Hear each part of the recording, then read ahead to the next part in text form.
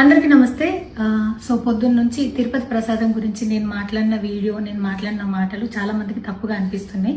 So explanation ఇచ్చే ముందే ఆ మాటలకు ఎవరన్నా హట్ అయి ఉంటే డెఫినెట్గా సారీ చెప్తున్నాను.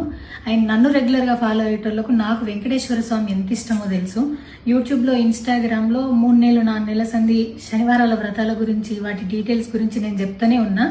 అవేవి దేని గురించి ఎవరు మాట్లాడుకోలేరు. అన్ఫార్చునేట్లీ దీని గురించి మాట్లాడినరు. ఏదైనా సరే తప్పు జరిగింది నా సైడ్ నుంచి. నా మాటలు తప్పుగా ఉన్నాయి తప్పితే నా ఇంటెన్షన్ అది కాదు. మేము రిచ్ అని అన్నది 10,000 L1 క్యూ లైన్లో నిలబడ్డప్పుడు, పొద్దున ప్రసాదం తీసుకునేటప్పుడు కాస్ట్లీ లైన్లో నిలబడ్డమని ఆ ఉద్దేశంతో అన్నాను. ఏం జరిగినా సరే ఇప్పుడు నేను ఏది ఇచ్చినా మీకు ఎక్స్ప్లెనేషన్ లాగానే అనిపిస్తుంది తప్పితే నేను తప్పు ఒప్పుకున్నట్టు మీకు అనిపించదు. అందుకోసం నేను దాని గురించి ఎక్స్ప్లెనేషన్ కూడా ఇస్తలేను. తప్పైతే నా సైడ్ నుంచి జరిగింది అండ్ నా తమ్ముడు సోను తరపున నుంచి కూడా జరిగింది.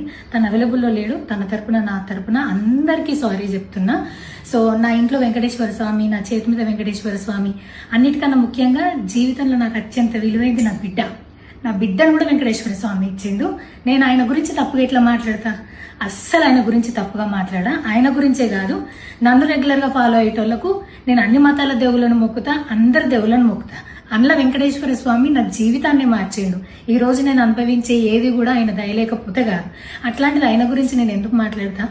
అయినా సరే తెలుసో తెలకో పొరపాటు మాటలైతే నా నోటి నుంచి, మా తమ్ముడు నోటి నుంచి వచ్చినాయి. దానికి డెఫినెట్గా సారీ అడుగుతున్నా. ఇదేదో యూట్యూబ్ ఛానల్ ఏమంటారు వీడియోస్ పెట్టి కేసులు పెడతా అన్నందుకు కాదు, నాకు కూడా అనిపించింది అయ్యో అట్లా మాట్లాడి ఉండకూడదని, అందుకోసం పెడుతున్నాను తప్పితే ఇంకొక ఉద్దేశం అయితే ఏమీ లేదు.